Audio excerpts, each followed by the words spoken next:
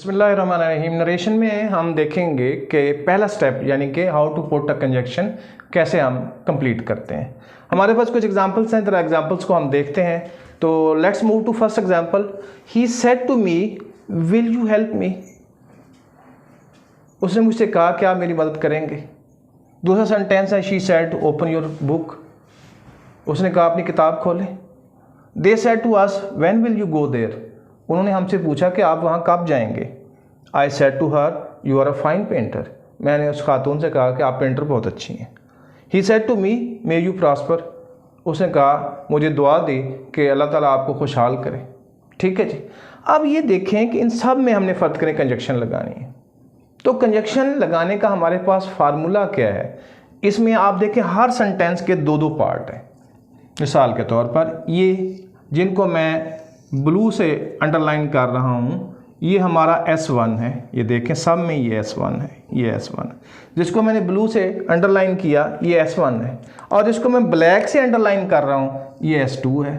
तो हर एक sentence actually वो एक नहीं है, दो दो सेंटेंसेस हैं, यानी S1 और S2 है। ये डायरेक्ट का फॉर्मेट हमने ऐसे ही पढ़ा था कि डायरेक्ट स्पीच का फॉर्मेट यही होता है कि उसमें S1 होता है इन्वर्टेड कामाज से पहले, और इन्वर्टेड कामाज में जो क्लोज होता है S2 होता है। तो हमने ये इन्वर्टेड कामाज ख़त्म करने हैं, इसके लिए ज़रूरी है कि हम यहाँ कंजक्शन लगाएं।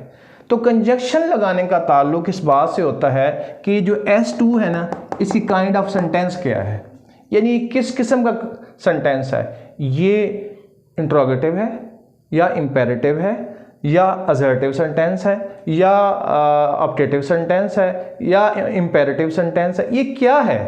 अब उसका एक तरीका तो ये है कि आपको तमाम काइंड्स ऑफ सेंटेंसेस आती हों और अल्लाह करे याद भी रह जाए, और फिर आप फैसला कर लें कि जी ये अगर सेंटेंस S2 फ़लाँ है तो यहाँ ये कंजक्शन लगाएगी, ये वाला फ़लाँ है तो ये कंजक्शन लगेगी, अगर ये फ़लाँ है तो इस तरह ये कंजक्शन लगेगी, जो कि एक लंबा प्रोसेस है। लेकिन इसका एक शॉर्टकट भी है, और वो शॉर्टकट क्या है कि आपने सिर्फ दो किस्म के सेंटेंसेस को लोकेट करना है, इंट्रोगेटिव को और इम्पेरेटिव को। तो इंट्रोगेटिव कहाँ आ रहा है और इम्पेरेटिव कहाँ आ गया। आप जरा इंट्रोगेटिव की तरफ मैं पहले आपको ले जाना चाहता हूँ एक्चुअली, ताकि आपको पता चले कि कंजक्शन लगानी कैसे है। ठीक है जी। पहले तो आप ये बताइए कि इंट्रोगेटिव, ये वाला सेंटेंस इंट्रोगेटिव है, विल यू हेल्प मी। जी बिल्कुल है। क्यों इंट्रोगेटिव है? ये इसलिए इंट्रोगेटिव है कि यहाँ पे ये यू से पहले हेल्पिंग वर्ब आ गया है, यानी ये क्वेश्चन बनाने वाला इस सेंटेंस को ये विल है जो कि सब्जेक्ट से पहले आ गया।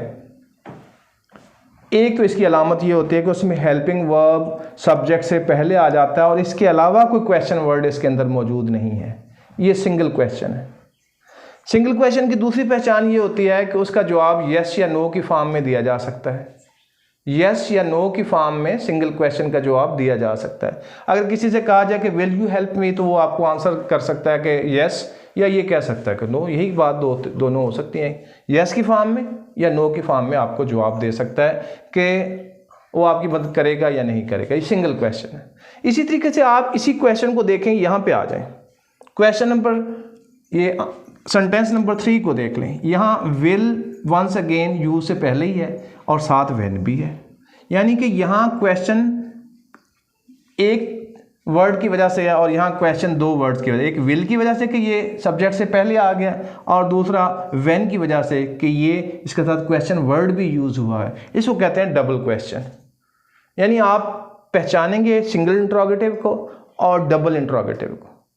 जहाँ सिंगल इंट्रोगेटिव होगा वहाँ आप कंजक्शन इफ़ लगाएंगे, यानी अगर इन्वर्टेड कामाज यहाँ हटा दिए जाएं तो यहाँ हम इफ़ लगा सकते हैं। चलें जी, मैं इधर से रिमूव करके इफ़ इधर लगा देता हूँ, यानी सिंगल क्वेश्चन में इफ़ लगेगा। ये सिंगल क्वेश्चन था, इफ़ लगा। अब ये डबल क्वेश्चन है, तो इसमें कौन से कंजक्शन आएगी?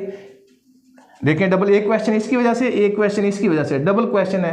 कंजक्शन कौन सी आएगी आपके ख्याल में? तो कोई कंजक्शन नहीं आएगी। आप सिर्फ इन्वर्टेड कामाज हटा देंगे, ये खुद कंजक्शन बन जाएगी और आगे सेंटेंस को सीधा कर देंगे।